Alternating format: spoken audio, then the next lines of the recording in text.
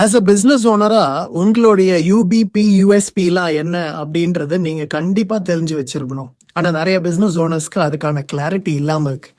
UPP யூஎஸ்பின்னா நம்ம என்ன சொல்ல வரோம் அப்படின்னா unique selling point or unique buying point. Unique selling பாயிண்ட்ன்றது உங்க ஆங்கிள் இருந்து, யூனிக் பையிங் பாயிண்ட்ன்றது ஒரு கஸ்டமரோட ஆங்கிள் இருந்து. நான் இந்த ஒரு பர்டிகுலர் பர்சன் கிட்ட இருந்து தான் ப்ராடக்ட்ஸ் அண்ட் சர்வீசஸ் வாங்கணும், இந்த ஒரு கம்பெனில இருந்து தான் ப்ராடக்ட்ஸ் ஆர் சர்வீசஸ் வாங்கணும் அப்படின்னா அதுக்கு என்ன காரணம்? இவரை மாதிரியே நிறைய பேர் இதே ப்ராடக்ட் சர்வீஸ் விற்கிறாங்க, இந்த கம்பெனி மாதிரியே நிறைய பேர் விற்கிறாங்க. பட் ஏன் அவங்களெல்லாம் விட்டுட்டு, அந்த காம்படிட்டர்ஸ் எல்லாம் விட்டுட்டு நான் ஏன் இந்த ஒரு கம்பெனியில வாங்கணும் அப்படின்னு அவங்க முடிவு பண்றாங்க இல்லையா? அதுதான் யூனிக் பையிங் பாயிண்ட் அப்படின்னு சொல்லுவோம். நம்ம சைட்ல இருந்து ஒரு யூனிக் செல்லிங் பாயிண்ட் அப்படின்றது பிசினஸ் ஓனருடைய ஆங்கிள் இருந்து நம்ம சொல்லலாம்.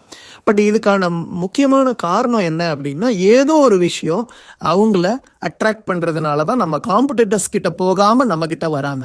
அப்ப அது என்னன்றது நமக்கு தெரியலன்னா அதை நம்ம மார்க்கெட்டிங்கும் பண்ண மாட்டோம், அதை எஸ்டாப்ளிஷ் பண்ணாமையே நம்ம வச்சிருப்போம். அப்போ உங்க பிசினஸ்ல உங்ககிட்ட அதிகமான கஸ்டமர்ஸ் ரிப்பீட்டடா வாங்குறாங்க அப்படின்னா அதுக்கான காரணம் என்னன்றத நீங்க கண்டிப்பா தெரிஞ்சுக்கணும். இது எப்படி தெரிஞ்சுக்கலாம்?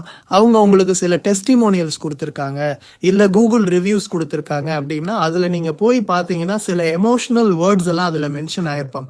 அதை நீங்க செக் பண்ணீங்கன்னா அதுதான் உங்களுடைய யூஎஸ்பி, அதுதான் உங்களுடைய யூபிபி. அந்த ஒரு பிரச்சனையை தான் நீங்க அவங்களுக்கு தீர்த்து வைக்கிறீங்க. அது காம்படிட்டர் கிட்ட போனா கிடைக்குமா கிடைக்காதான்ற டவுட் இருக்கு, இல்ல கிடைக்காதுன்னு அவங்க நம்புறதுனாலதான் உங்ககிட்ட அதுக்காக வராங்க. ஸோ இதை நம்ம அனலைஸ் பண்ணி இதை நம்ம மார்க்கெட்டிங் பண்ணணுன்றது ரொம்ப முக்கியமான ஒரு பாயிண்ட். ஃபார் எக்ஸாம்பிள், ஒரு தடவை நான் ஒரு ரெஸ்டாரண்ட் ஓனர் கிட்ட பேசிகிட்டு இருந்தேன். அவரோட ஏரியாவில் பார்த்தீங்கன்னா ஒரு 4 ஃபைன் டைனிங் ரெஸ்டாரண்ட்ஸ் இருக்குது.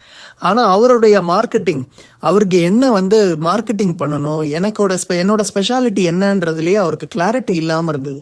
ஸோ அப்புறம் நாங்கள் டீப்பாக அனலைஸ் பண்ணி நிறையா பார்த்ததில் பார்த்தீங்கன்னா அவர் நினச்சிட்டு இருந்தாரு அவருடைய ப்ளஸ் அவங்களோட இன்டீரியர், அவங்களுடைய டேஸ்ட்டு, அவங்களுடைய ஸ்டாஃபு, அவங்களுடைய அந்த ஆம்பியன்ஸ் எல்லாமே அப்படின்றது தான் அவர் நினச்சிட்டு இருந்தது.